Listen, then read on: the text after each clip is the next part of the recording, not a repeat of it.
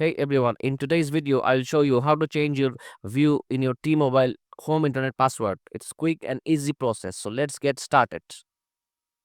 First, make sure you're connected to your T-Mobile hotspot network using your PC. Once you're connected, open up your browser and in the address bar type in http://192.168.0.1 and press enter.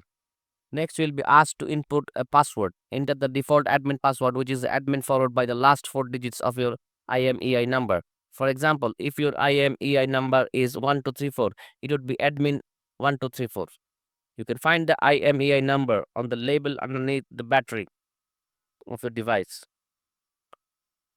If this is your first time login, you will be prompted to change the password. After that, hit the login button.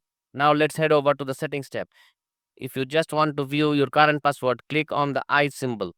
If you want to change the password, click on the text box under the password field and type in your new password and make sure it's at least 8 characters long.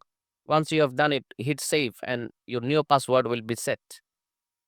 All the left to reconnect to your mobile hotspot with new credentials. And that is it. You have successfully changed your T-Mobile home internet password.